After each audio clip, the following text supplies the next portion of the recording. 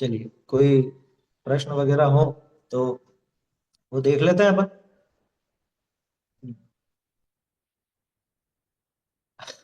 चलिए, एक साथ इतने सारे आगे।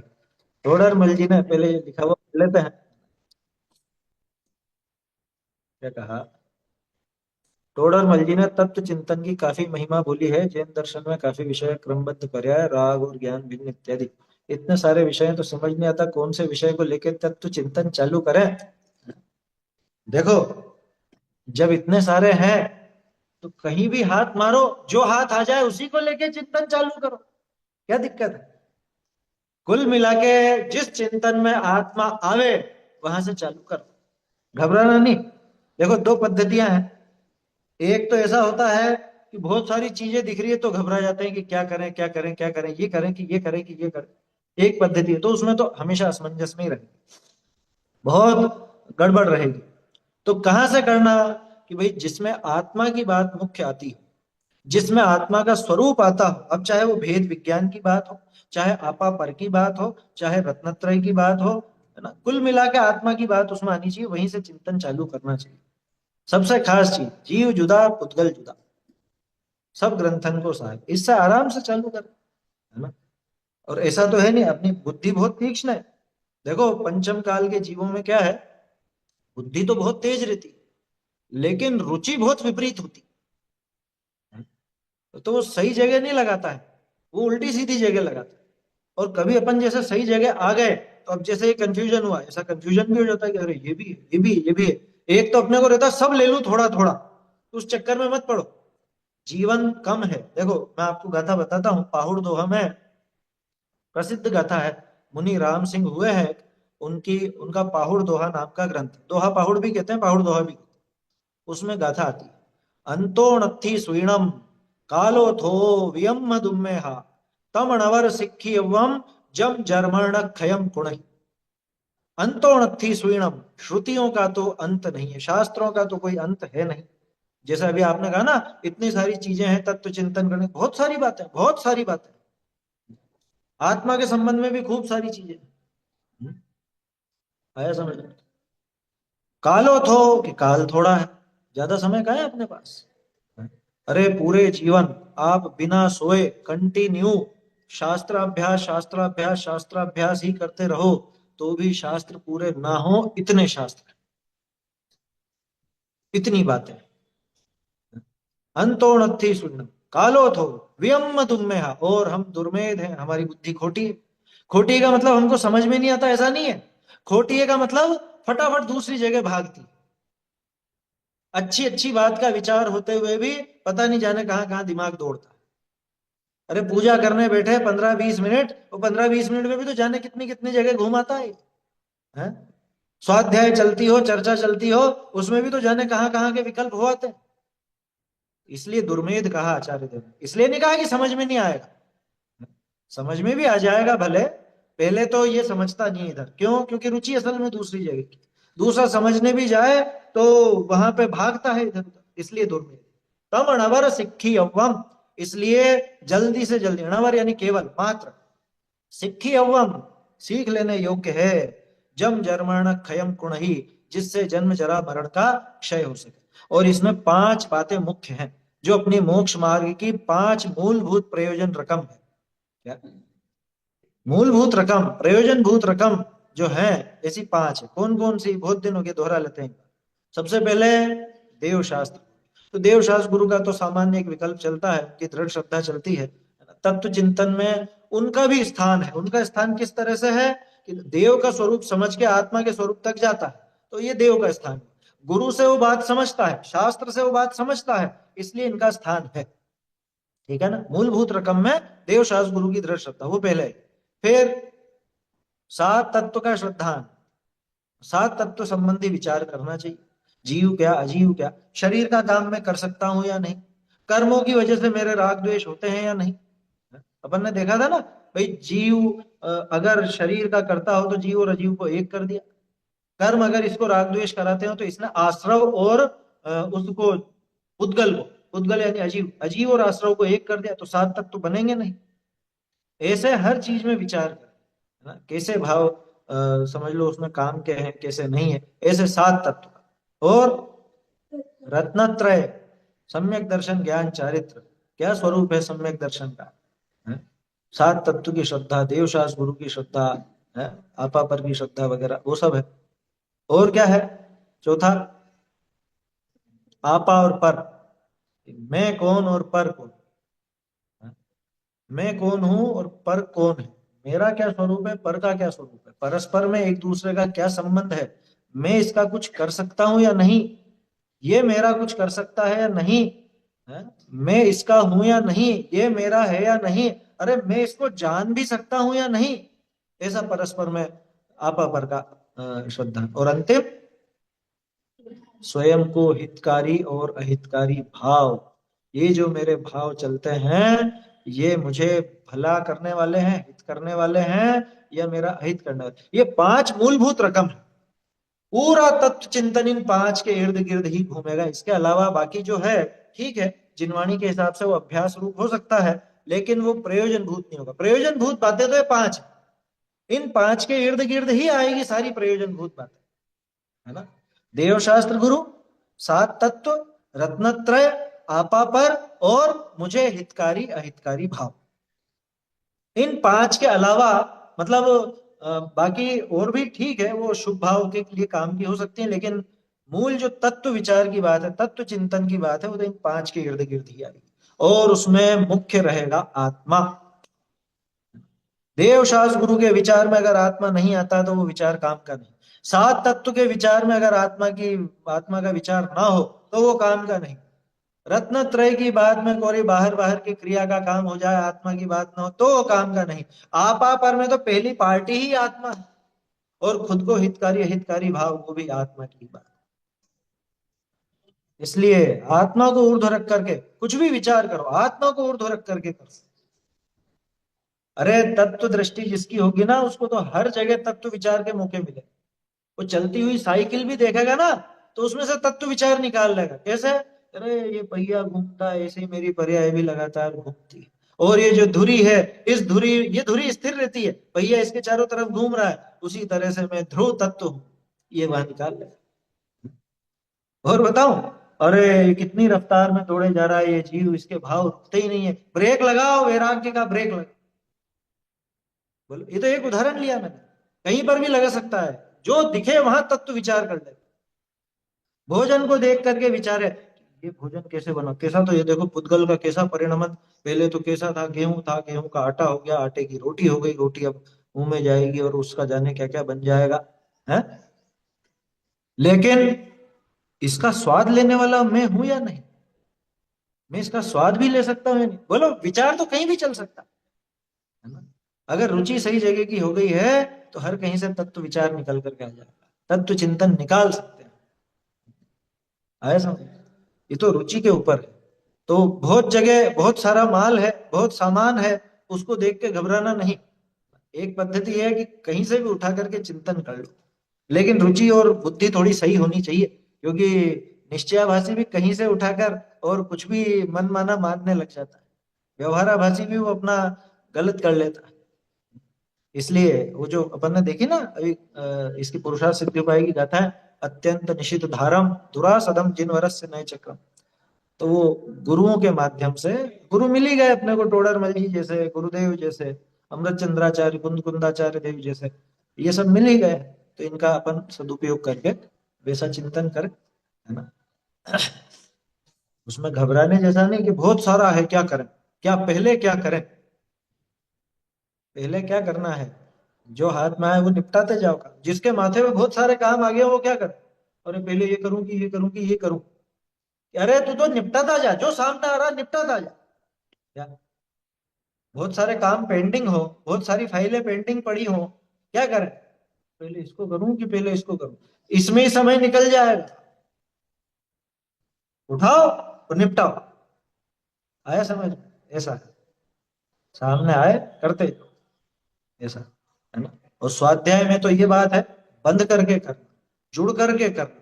माने ऐसा नहीं कि आज ये इस ग्रंथ का एक पेज पढ़ लिया, कल उस ग्रंथ का एक पेज पढ़ लिया, ऐसा नहीं।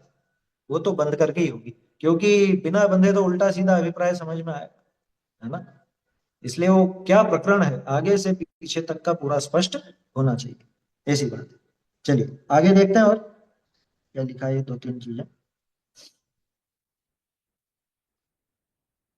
हाँ, मैं कौन हूँ यहाँ से चिंतन, बिल्कुल सही है वो, मैं कौन हूँ आया कहाँ से, श्रोता के स्वरूप में प्रारंभिक भूमिका वही है। श्रोता बनेगा ही तब जिस जीव को ऐसा विचार आया है, ऐसा लिखा ना टोडर में, ऐसा तत्व चिंतन चालू करने की नहीं, ये तो सहज ही स्वाध्याय करने वालों को होता रहता है, नहीं भाई विचार करके करना भी पड़ता है ना। नहीं तो एक रूटीन बन जाता है फिर क्या, जैसे खाना खाते हैं दो टाइम, ऐसे ही दो टाइम स्वाध्याय कर लेते हैं, कल क्या खाया था मालूम नहीं, ऐसे ही कल क्या पढ़ा था मालूम नहीं, ऐसा काम नहीं करना। चला करके तत्व चिंतन भी करना, आमनाय अनुप्रेक्षा चला करके की जाती है। सहज तो होता ही है, लेकिन सहज होने के लिए पहले वैसा अभ्यास भी चाहिए। हाँ, जगत खुली पाठशाला है। हाँ, लगाव तो आत्मा से हो, जैसे शरीर से है वैसे ही आत्मा से हो, वो उचित है। बोलिए, और प्रश्न थे ना, देख लेते हैं फटाफट।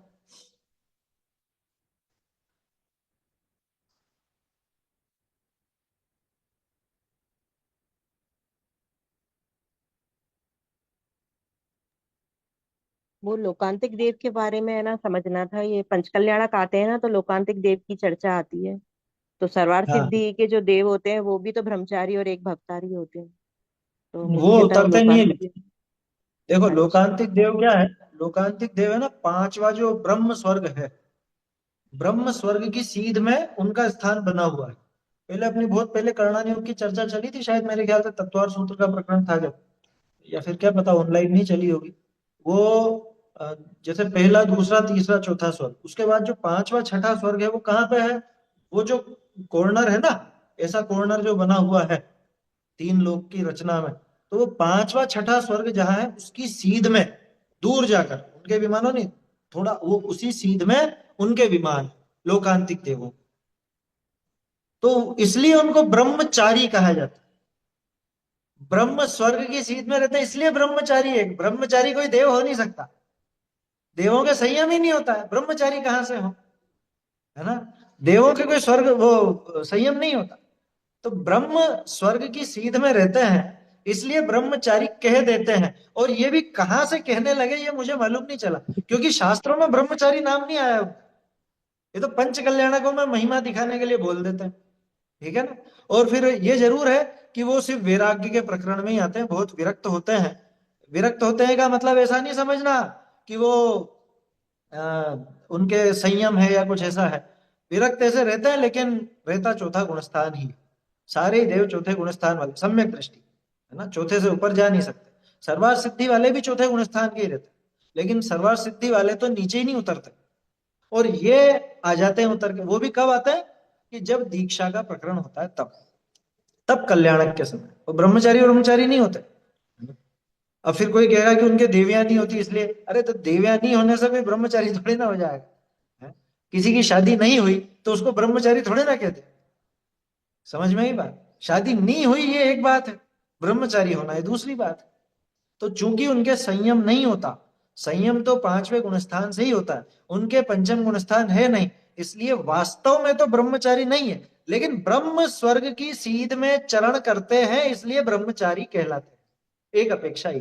दूसरा कि विरक्त विरक्त होते हैं, वैराग्य बहुत होता है और तब कल्याणक में आते हैं, तो लोगों ने वो ब्रह्मचारी भी प्रसिद्ध कर दिया। लेकिन वो देखो प्रसंग जो आया आपने कहा, तब कल्याणक में को खोटी सी क्रिया, देखो वो गलत है, इस वजह से उस पर बात कर रहे हैं अपन। वो छोटे छोटे बच्चों को बुला लाते हैं और बिठा देते हैं वहां पे, और बना देते माइक पकड़ा देते हैं उनको बोलने को, है। अब उसको बोलना भी नहीं आ रहा है, वो तुतला तुतला के बोल रहा है कि हम आपका अनुमोदन, अब कैसे बोलते हो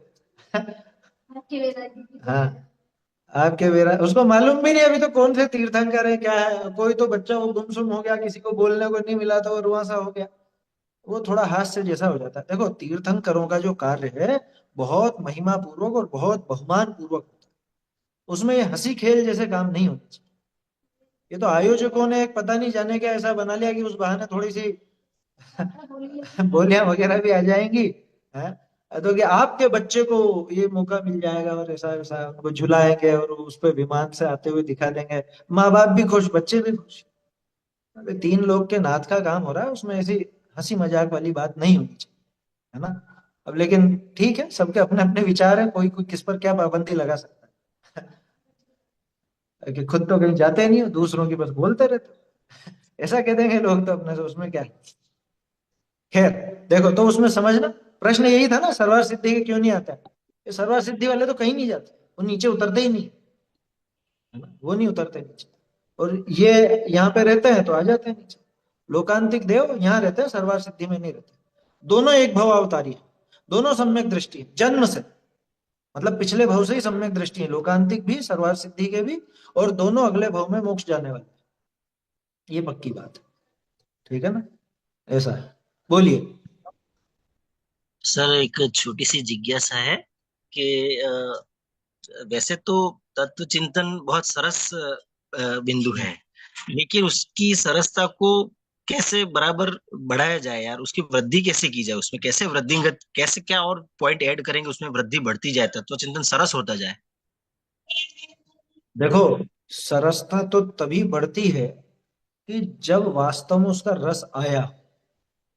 जैसे किसी को वास्तव में कोई मिठाई अच्छी लगे, वो चखी हो उसने, तो मिठाई का बार बार, अरे ये वाली बहुत अच्छी है, अब इसको और कैसे अपन और बढ़िया कर सकते हैं, क्या कर सकते हैं, वो सब विचार तभी चलेगा जब स्वाद आएगा। एक बार अगर वो स्वाद आ जाए, अनुभूति हो जाए, तो तत्व चिंतन कोरा नाम का सरस नहीं होगा, काम का सरस हो जाएगा और रस आ जाएगा। और रही बात उसमें रस कैसे बढ़ाया जाए, तो ये तो रुचि की बात है। जिसके प्रति रुचि होती है उसके प्रति रस अपने आप बढ़ता ही जाता है ना, बढ़ाना नहीं पड़ता, वो बढ़ता ही जाता है। और बाहर से देखा जाए तो बाहर से विधि तो शास्त्राभ्यास की है, तत्व चर्चा की है, परस्पर में और विचार कर। टोडरमल जी ने जो श्रोता का स्वरूप लिखा ना, वो गजब का है। हर दो एक महीने में पढ़ लेना चाहिए खुद। क्या वो क्या क्या करता है, कोरा पढ़ता थोड़े ना। किसी से कुछ पूछना हो सो पूछता है, इसलिए नहीं पूछता कि मुझे नहीं आ रहा, लेकिन देखे और क्या बात हो सकती है इसमें, हैं? ये इनको और क्या समझ में आया। टोडरमल जी ने रहस्यपूर्ण चिट्ठी में कैसा लिखा, कुछ और ग्रंथ वगैरह भी तुम्हें मिले हो तो सूचित करना है, कोई नई बात ख्याल में आई हो तो मुझे परस्पर आदान प्रदान, रस तो ऐसे ही बढ़े। और आगे की बात, लाख शास्त्रों का अभ्यास कर ले, लेकिन तत्व विचार नहीं करे, तो वो शास्त्राभ्यास पूरे जीवन का व्यर्थ। और खूब ही तत्व चिंतन भी करे, तत्व विचार भी करे, लेकिन निर्णय नहीं निकाले, पूरा चिंतन चिंतन चिंतन चलाता रहे, निर्णय पर नहीं पहुंचे, तो वो तत्व चिंतन भी व्यर्थ। तो इसलिए असल तो निर्णय है, उस निर्णय तक अपने को पहुंचना है। उस निर्णय की एक धगश, उसकी रुचि अंदर में बनी रहेगी, तो वो सरसता बढ़ती जाएगी। और जैसे जैसे वो निर्णय के नजदीक आता जाएगा, इसको अपने आप ही लगता रहेगा कि हाँ, ये अब बढ़िया हो गया, अच्छा चिंतन हो गया, या सही दिशा में सोच रहा हूँ, निर्णय तक पहुंचे तो। ऐसी बात है ना। देखिए क्या कहा एक और, बाबूजी ने कहा सबसे पहले शुद्ध आत्मा की प्रीति पैदा करो, सही है। वह कहते हैं आत्मा में अनंत गुण है और वैभवशाली पदार्थ है, हमें लेकिन दो तीन गुण पकड़ में आते हैं और अनंत गुण का स्वरूप भी नहीं पता, तो आत्मा की महिमा कैसे उत्पन्न हो। देखो, अनंत तो केवल ज्ञानी के ज्ञान में ही आएंगे, है ना। बात सही है कि हमको तो अनंत दिखते ही नहीं, हमको रुचि कैसे हो, और कहा हुआ कैसे मान ले, मत मानो, लेकिन दो चार से अंदाजा लग जाता है ना। जैसे मान लो कोई आपने कोई वस्तु चखी, है ना, और उसका स्वाद गजब का आया, बिल्कुल गजब का, और एकदम ताजा। तो अब आपको ये नहीं पता है कि इसमें क्या क्या डला है, लेकिन इतना तो पता चल गया हर चीज बहुत ऊंची डली है, हर चीज इसके अंदर बहुत ताजा डली, इसलिए इसका ताजा स्वाद है, बासी नहीं है। इतना तो पता चल गया ना। एक बालक ठंडाई पीता है, और एक जो जिसने बनाई है वो भी पीता है, तो जिसने बनाई उसको तो मालूम है कि इसमें क्या क्या डाला है, सौंफ डली है, लौंग डली, इलायची डली, केसर डली, जो जो भी डला है, शक्कर डली, दूध डला है, उस बच्चे को नहीं पता।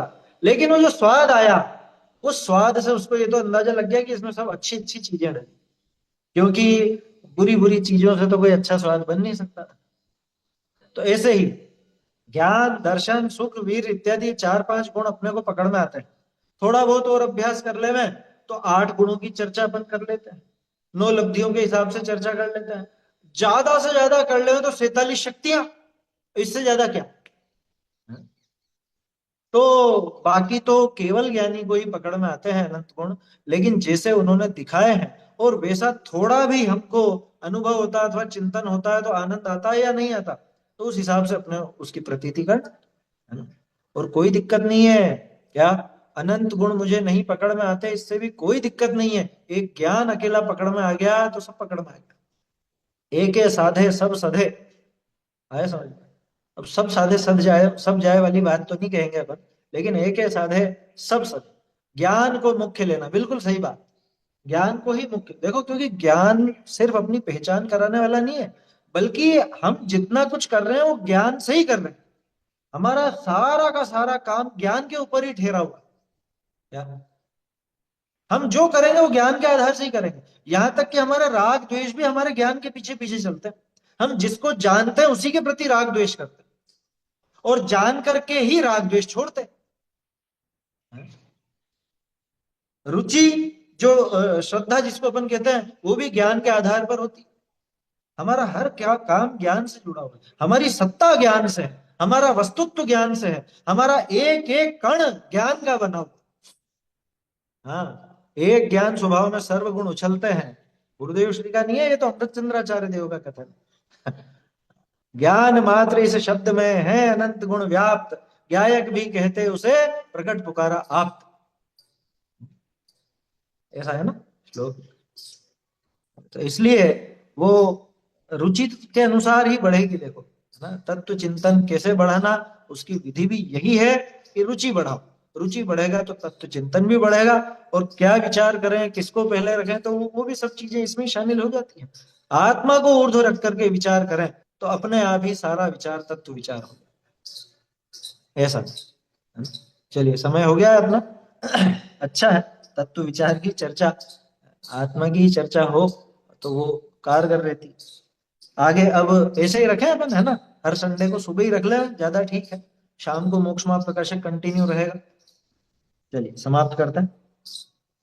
चैतन्य का स्मरण प्रतिक्षण ही करो रे, भव के अनंत दुख को क्षण में हरो रे, अक्षय अनंत निज सौख्य निधान पाओ, गाओ अरे नित्य इसी के गीत गाओ, निज निधि निज में बसाई यह अनंत उपकार है, इसके लिए जिन वाणी मां कोई वंदना शत भारी, वंदना शत